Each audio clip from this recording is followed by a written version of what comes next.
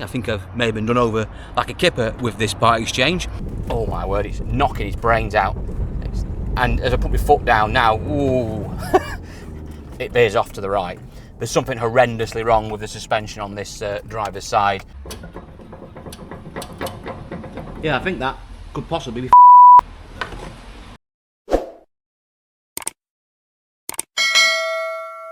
Before we start today, got to talk to you about the new Car UK raffle that has just launched for this stunning 2013 Ford Fiesta ST2 1.6 turbo. This 197 brake horsepower example, thanks to its overboost engine, will do 0 to 60 in just over 6 seconds. It is a absolute little pocket rocket, a really nice example that I have just picked up locally. Now, this has been looked after all its life with lots of service history. I've just had all the wheels powder coated. It's a really nice example, and with a few little touches, we're going to make it out the box for you. And you can get hold of this fast forward for just £1. Just £1 to get involved in the latest Car UK raffle. Now, you can find the link in the description below where you can go over to Raffle, who are hosting our draws for us for our raffles, and you can get hold of your tickets. Like I said, you can just buy a ticket for £1 if you wish, but there is also bundle offers available. So if you buy 5 tickets or 10 tickets or 20 tickets, etc., you'll get lots and lots of more free tickets. And in fact, if you buy 20 tickets, you'll get an additional 100 free tickets, for example. Now, if the Fiesta doesn't take your fancy, don't worry, because there is an alternative cash prize of £2,500. If you don't want the car, £2,500 grand cash is also available as the alternative cash prize in this draw. And also there's a sub prize of a Top Don bundle pack as well, lots of diagnostic equipment and a jump pack as well. So lots of reasons to get involved, and always remember as well, every time we do one of these raffles, we give away thousands of pounds in donations to local charities. And this time again, we are supporting our local charity, Hopes and Beams, a children's charity based here in Crewe that do some amazing things with kids in the community with disabilities. We've talked about them many times on the channel. They do some absolutely incredible work, and you can guarantee that any donation we give to them absolutely does make a difference. So please do help and support them by getting involved in this draw. You could win that fantastic Ford Fiesta ST or some nice cash ready for the summer. So make sure you do that. You can find the link in the description and get hold of your tickets today. Evening all, welcome back to the Car UK channel. You join me here at the car pitch where we deal in cheap cars under £5,000, and in today's episode I'm going to show you one of my part exchanges as we basically go through it, talk about how we basically obtain the vehicle, what we paid for it, what the problems are with it, which is many. I think I've maybe been done over like a kipper with this part exchange. We'll go for a drive in it and we'll get it on the ramp and we're going to assess it, go through what it needs and go through the numbers and actually work out whether or not this car is worth basically retailing, going on with, or do we decide to cut the losses and sell it in the trade or send it to auction.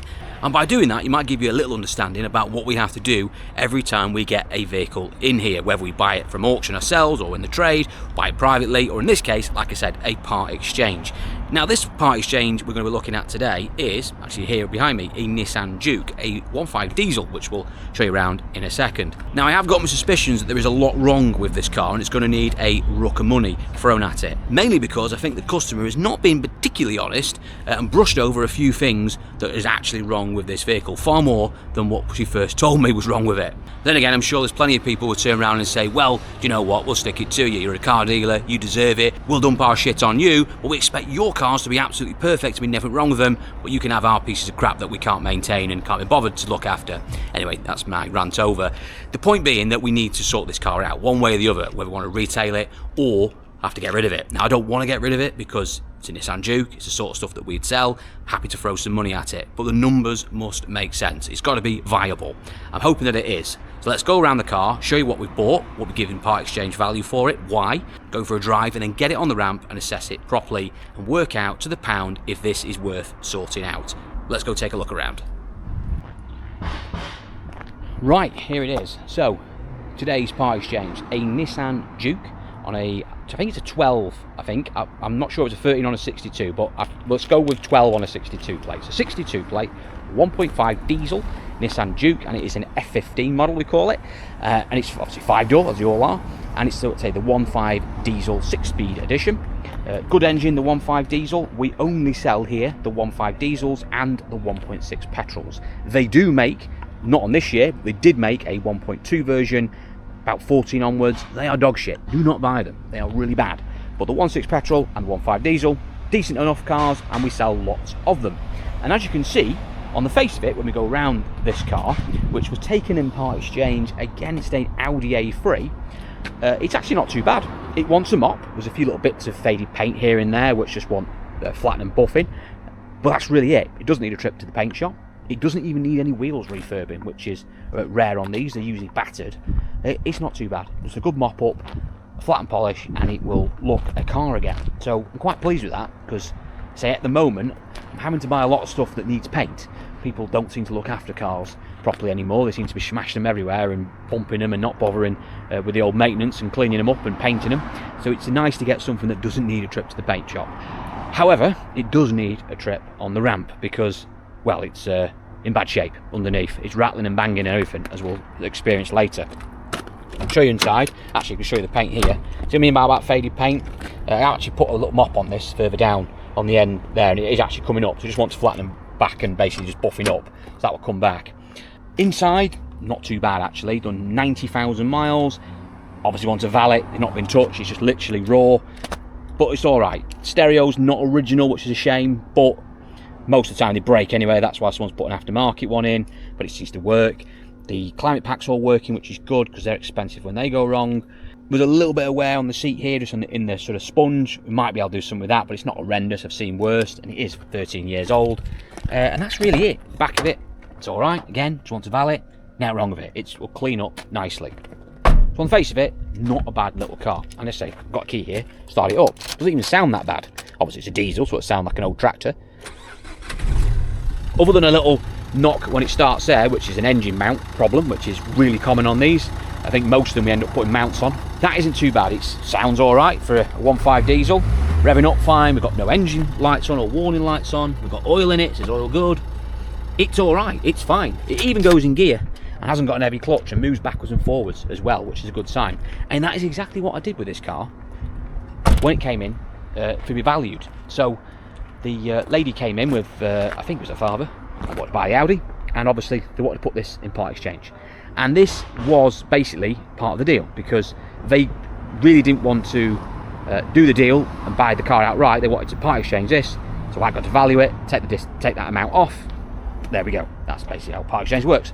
And we go on our system and we just use a standard sort of HPI or motor check system. Gives us valuations, and valuations for trade is basically done, well, you can do it by your own knowledge if you want to, and some older stuff, older than this, we might just pluck numbers out. But generally, if we've got to retail something on again, which we'd like to retail this on, we're going to look on the system and see what sort of the data is suggesting it will do in an auction. That's the trade value. So i.e., what can we buy these cars for in auction? Because the reality is, although people will say, yes, but I can get more money selling for it private, yes you will, and I always tell customers that, we're not buying it privately. I can go to an auction and buy these every day of the week if I so wished. So I'm not going to pay what private prices are, because the reality will be is that we can just go to an auction and buy it cheaper anyway. So you give trade price. That's what trade prices are. And the trade price on this vehicle is about £1,000, give or take £50 either way, depending on which valuation tool you use, CAP or Horse Trader. So that would mean basically if you went to roll up to your local Lookers or Arnold Clark or your local main agents, whatever you're going to be buying, or used car centre, most of them are going to give you that sort of figure in or around the grand mark. And the simple reason is because their basically idea for this vehicle, what they're going to be doing for it, their intention is to stick it in an auction or to trade it out. So that's what they're going to give. They're only going to give you what basically they can get back for it, or at least we don't want to lose any money on it. That's the idea. Because they're not going to be looking to resell this car on. Your local Arnold Clark or Lookers or whatever, Ken Jervis, they're not going to be retailing an old 13-year-old Nissan Juke. They're going to stick it in the block and get rid of it. However, for me, it's a little bit different. And this is where I can be a little bit more competitive with my part exchanges, because this is exactly the sort of thing that I would retail again. So I can give more money if I wish to. And that can be very useful, particularly like in this case, where I needed to give more money for the car because the customer wanted more money for it, i.e. they needed the extra money to get the deal done. So it was no point me lowballing them, because we wouldn't have a deal. And I want the car because ideally, I feel, although we might regret this later on when we go and get it on the ramp, it actually will stand up to having a ruck of money thrown at it, resold, go out again, and we can have a good margin out of it. It's basically two bites of the cherry. You sell the original car you've sold and you get something else to resell again. Ideal. So I ended up paying £1,400 for this Duke. Again, £400 more than I otherwise probably would get back if I sent to an auction, but also bear in mind you got fees at an auction. So I might get this for a grand, 1,100 quid more likely in the auction houses I go to, but I'm probably going to pay 250 quid in fees. So in reality, I've not really spent that much more than I would have done anyway, and there's no saying on the day that you would have won it, because you might get 2 or 3 people after the same car and it could have done £200 or £300 more than in the room, and in which case chuck the fees on, could be £1,500–1,600. You just don't know. So technically yes, I've overpaid, but in the reality not much more than I would have had to have paid at an auction house, tiny chuck in all the nasty fees, etc. So we've established what we paid for it, £1,400 for the little Nissan Duke. What's the retail? Well, the retail price on this vehicle, what we would get for it on this pitch, is around 3.5 grand. Some are slightly less than that, some are a bang on 3.5 grand, but 3.5 grand is realistic. We've sold quite a few of these. I'm confident that we would get that back for this vehicle on this pitch. Now, I'm sure there'll be some people straight away going on Auto Trader and going, oh no, I found something for 2,900 and yours are too dear. That's fine. Everyone can choose what price they want to put their stock up for. My approach is that I'm not going to be the dearest, but I'm not going to be the cheapest either. I like to find myself really sort of smack bang in the middle, and that's because we actually, in my view, put quite a lot of effort into these cars. I do things properly, or I like to think we do things properly here. You know, so we'll be throwing a ruck of money at it. If it needs doing, we do it. We don't want advisors on the MOT. We want them fixed. We want to make sure the cam belt's been done, and we will do cam belts. We want to make sure the brakes are right. We've gone through it properly and fix all the faults on it that it may have, and also any potential faults that can come down the line or common issues on it. We like to do all those little bits. That's just how we work. So I will say I will price mine up maybe a couple of £100 more than you can find from a rival. So let's just take that number, £34.95. Straight away you can say that we've actually got quite a decent margin in it still. You could argue in excess of 2 grand. But before I start getting shouted at and saying you're a greedy car dealer making thousands of pounds, blah blah blah, there is a long way to go until we get the final figure for that car you'll make on it. And trust me, it will be nowhere near 2 grand of profit you'll make out of that car. So anyway, let's go on the journey. Let's actually see what this is actually going to end up owing us. And the first thing we're going to do is actually go and drive it, because I've been told in the very short distance it's moved from over there, it doesn't drive very well. So let's go rig up the camera, go for a quick drive in it, get it back on the ramp, and then go through it and make a list of how much money I'm going to have to throw at this car and see if there's any potential left in it. Let's go for a drive. Right. Let's go and give this Duke a drive. So, straight away, got a little bit of a FUD when we started. 2 things fudding. One, probably that exhaust at the back, because it sounded like a rare noise. And the other one, sounded like an engine mount, which is very common on these 1.5s, unfortunately. They seem to suffer with, well, and petrols, dodgy engine mounts. Let's turn this wireless off. Right, okay, so I've got my suspicions that this isn't going to drive very well. My colleague said it didn't drive very well in the few feet that he moved it. I've already can hear banging at the back. I've already heard banging at the front.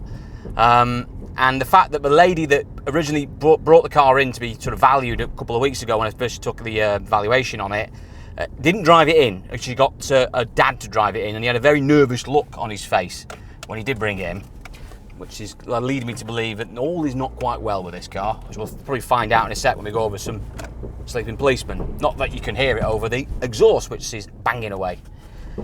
Oh my word. Knocking his brains out down there. The steering wheel, by the way, is like that. It's completely pissed up.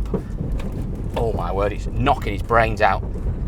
And as I put my foot down now, ooh, it veers off to the right. There's something horrendously wrong with the suspension on this driver's side. Specifically, there's either maybe a broken spring, but it sounds more like a track control arm. Maybe the bush is gone, or the ball joint's gone, or the track ends are gone. It's veering all over the place. The tracking is clearly out as well. This is, well, deadly, really. Shouldn't be driving this. In fact, I'm going to go put this back in the yard and we'll get it back on the ramp, because it's too dangerous to even carry on. Let me go and get it on the ramp.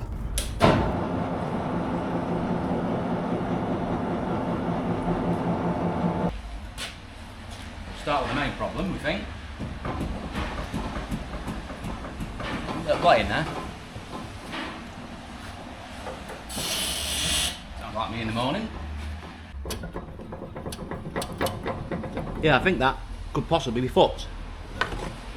So basically, we've got knackered ball joint on this side. To be honest with you, I was expecting a lot more than that. I was expecting a knackered shocker or a bush hanging out as well on the arm. Doesn't make a much difference because we've just put an arm on it. But it is literally just the ball joint. Obviously the tracking's probably way out as well, so we're going to have to get it tracked up. This side, just had a rock of it. That's the ramp making a noise, not the car. But there's no play in that side.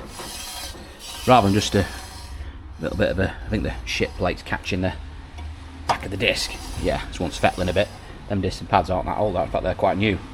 Just wants stripping cleaning the brakes and just sort them shit plates out of the back. Yeah, no bearing noises. Send this up. Right, moving on underneath. We'll have a look at this exhaust situation. So that box is on a bit of a piss. I think I might have something to do with it. She's severed middle pipe, so there's a flange joint there. And that goes. Luckily, it's not part of the DPF. It unbolts there, so we've got to buy this pipe here. Will we get away with the back box? No, it's not. Yeah, start peeling away in it there.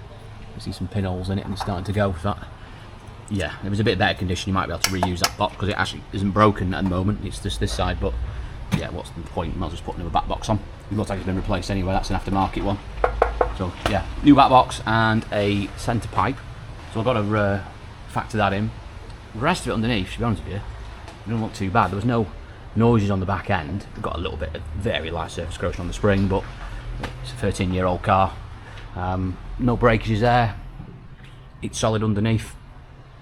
These aren't really renowned for rot, to be honest with you. It was more Qashqai trailing arms that were more a thing. These different setup, the suspension they use on the back of these Dukes, and don't seem to suffer with the same problems as the Qashqais suffered with.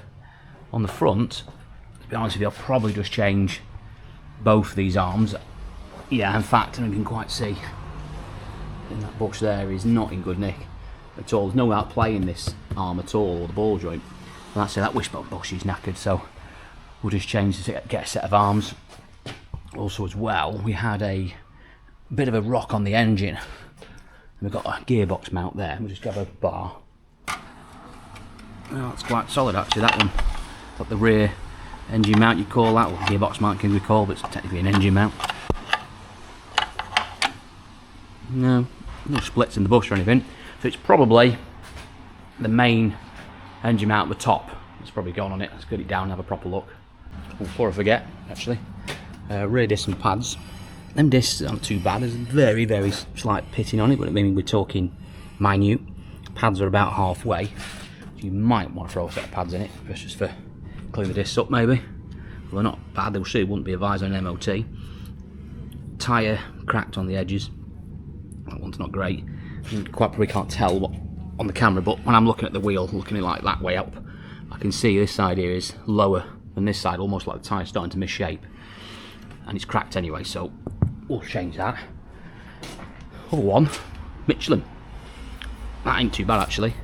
Very slight wear edge there, but when we're talking minute, I mean it probably won't stracking, to be honest, so that's probably not helping. But there's no real wear on the tyre or perishment, and it's a good tyre, so a tyre there needed, at least one. The fronts are pretty decent, to be honest with you. They've looked like they've been put on. I would imagine with the state of the suspension's been, they're quite new. Someone's probably just put them on out of desperation. They don't look that old, they're still like 7mm on them. A couple of Sunnies, cheap tyres, they're alright for what they are, for what you pay for them. We've got a little bit of surface corrosion on the strut, but it's strong, spring's all good. You know, we could clean that up potentially. I mean, Sunnies just like corrosion, it's not rot or anything, it is 13 years old. But I mean, in worst case, you have to throw a couple of shockers on it. It's not exactly the end of the world. You pick them up cheap. Anyways, get it on the ground. Right, under the bonnet, first impressions, ain't too bad. I mean, here's the main engine mount, like a Hydra mount with a big bush in it. And I would say, and I'm not putting much effort in at all here, this is very minor movement, that's knackered. And we've changed quite a lot of those. There's an upper mount here as well, like a dog bone. That really isn't doing much at all, really. It's more like a vibration mount, just sort of makes it more rigid. The main one that's taken all the punishments, this one down here, this major one here. It's quite a big thing, it bolts onto the body. So that definitely needs replacing. You can pick them up cheap, so I might just throw one of them on anyway for the sake of it, for how cheap they are. But that's the puppy there. There is another mount down that opposite side. Very rare change that side, and there doesn't appear to be much movement at all from the opposite side. It all seems to be this area here. It's just rattling around like hell. So definitely some mounts on that side. Looks like it's had a boost pipe on it. These are common for going, these plastic pipes. In fact, we did one of these recently for a customer. These crack and go and break here. It looks like it's had a brand new one on, and someone has forgotten to put the is it the map sensor, the bolt back in. So luckily they've not broken it, which is nice of them. They just zip tied it up, so that one's putting back properly. And that's really it, to be honest. The battery looks original, which is a testament to the batteries used on manufacturers' cars from new. It doesn't surprise me. I've seen batteries 10, 15 years old, original batteries still working on cars. They make them out of stronger stuff than the crap we buy off the shelves, unfortunately. The stuff you get from your local motor factories is just usually rubbish, I'm afraid. You just have to try and pick the best of the rubbish. But, saying that, I am going to change the battery. It might sound odd because, look, I know it's a better quality battery when new, but it is, potentially 13 years old. At least if we put a brand new battery on, it's got a 2-year warranty. That is probably going to be towards the end of its life now. It's on borrowed time. Done a good job. We might just keep it as a little bit of a spare. It'd be useful for throwing a trade car or something we're getting rid of. We're not just going to, we like recycling, you know what I mean, save the planet. But realistically, it wants a new battery on. So we'll do that. But that is really it. Obviously we've got to service it. Obviously we've got to do a cam belt. Look at that. And we can't take that off now, I'm afraid, because you've got to take all this out. But we'll do that when we do the mount. Check that. If it needs doing, then obviously we'll factor that in, and we'll build that into the costing that we've got to put a cam belt on it. If we don't have to and we get it off and it's recent, then great, bonus. But that never really happens. It's always the case that it needs doing most of the time. There's not really much else to say on it, really. It's not much standing out. The lights are all nice and secure, all the front's nice and secure. It's not too bad. One thing that has let me down a little bit, which I need to do a bit more work on this door. I had just run the mop across it, expecting this top bit, which is all a bit flat and faded, to come back. And it is sort of coming back, but it's taking a lot of punishment. Oh, I've got a sneaking suspicion. Might have to flat it and just try and buff it and see if it comes back. If it doesn't come up, we might have to paint this, or potentially all the door, which would be a bit of a hit. So I'll see how we get on with that in a minute and work that out into calculations. So in fairness, really, it's not as bad as I thought it was going to be. On face value of it, it doesn't look too bad. It drives terrible, but I think most of it's just down to the engine mount knocking around and this arm situation. Obviously the exhaust that's banging around at the back and sounds like there's a dead body in the boot.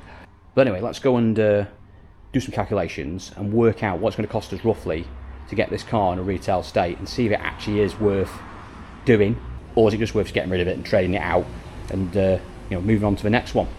Let's do some maths. Right, so calculations on the old Nissan Juke. Now we've had it on the ramp, took it for a drive, got a better assessment of the car. And I'm going to go through the numbers with you now. Now, bear in mind these numbers can change, because when you start diving into the car in more depth and you get on the ramp and you start taking things apart, like, taking the cam belt apart and you're doing servicing, you could find other things. But this is the sort of the major things that obviously needs doing, we need to address.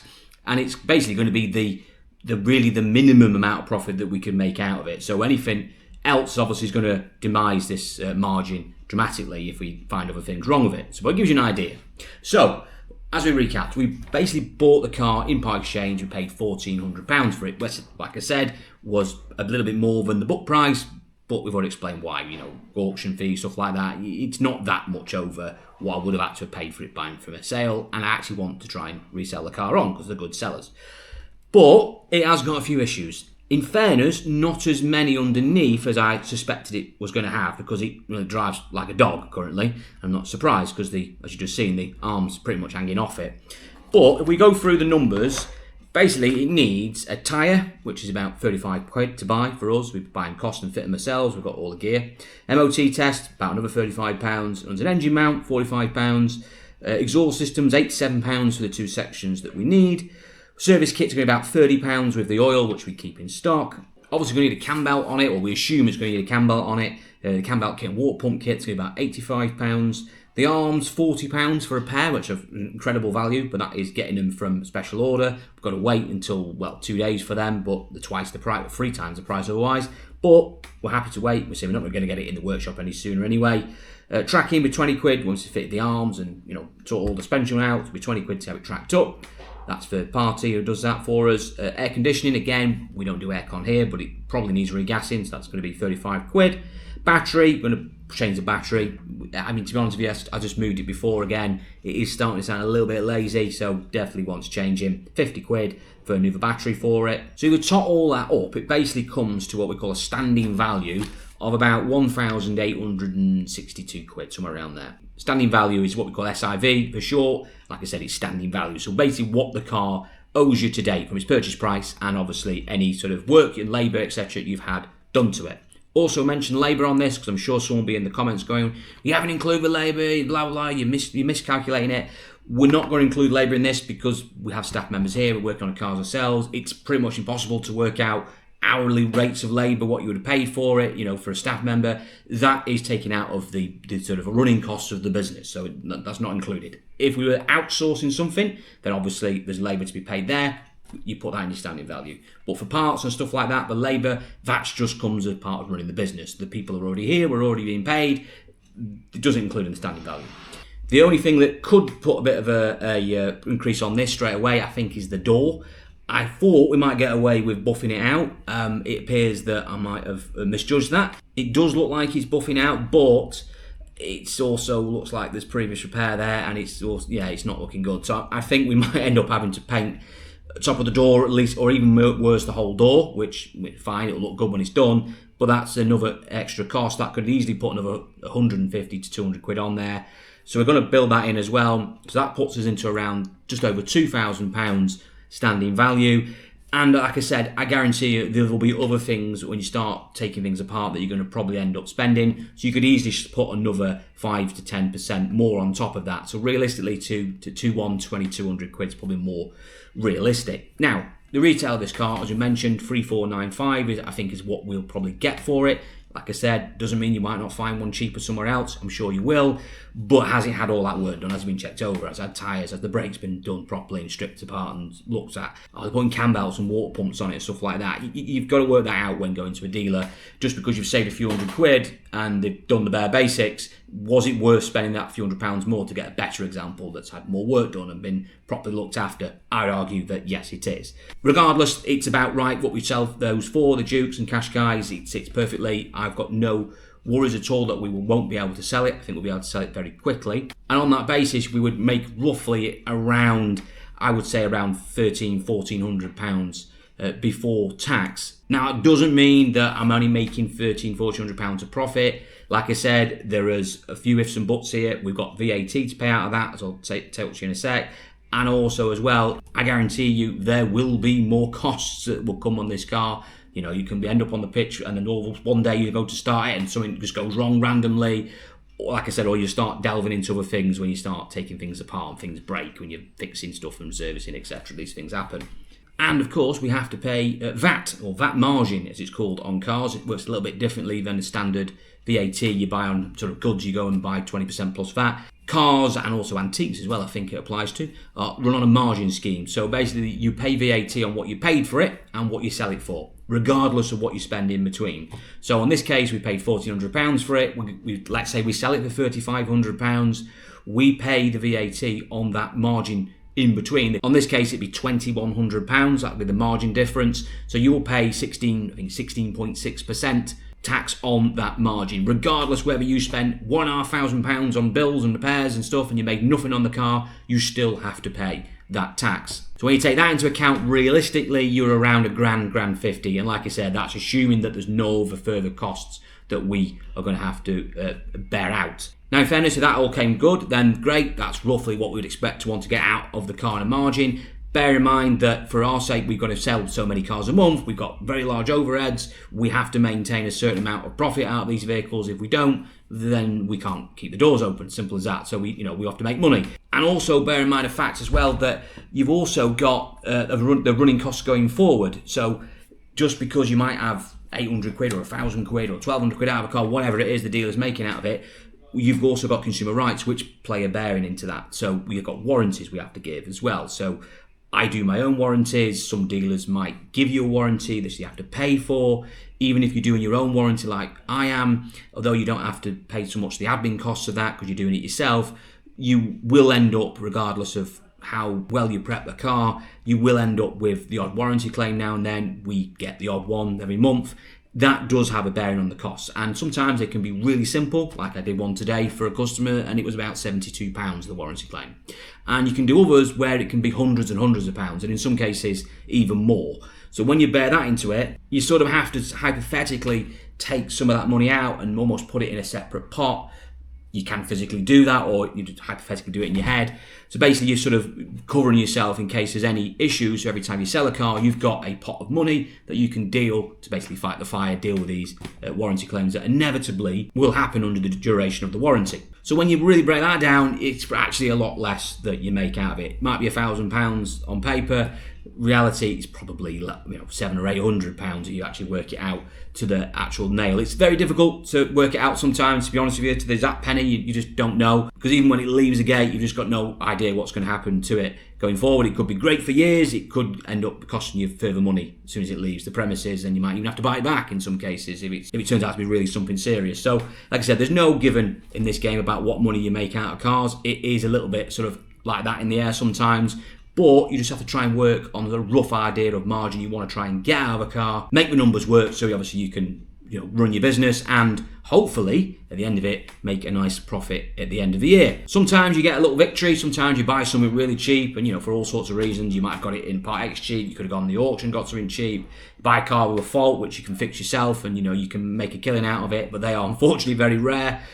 Most of the time margins can be even smaller, so like some of the iGos and C1s that we sell quite a lot of, we actually take a lot less margin out of those, generally because, well, they're very difficult to buy now because probably because of me banging on about them doesn't help, but how good they are. But they are difficult to buy. The cheap cars, low tax, runarounds, they're popular, they're reliable. Every dealer's trying to buy them now, particularly if they're clean.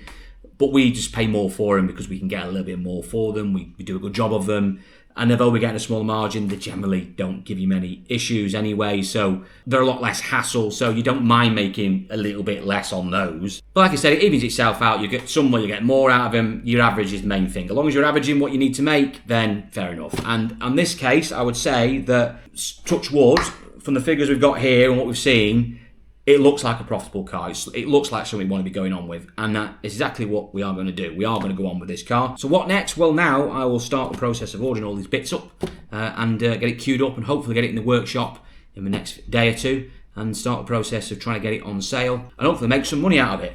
What would I have done if it turned out that it was a lot more work needed or it wasn't viable? Well, there's a few options. We could basically trade it on. Doesn't mean that because it doesn't work for us that it might not work for another trader.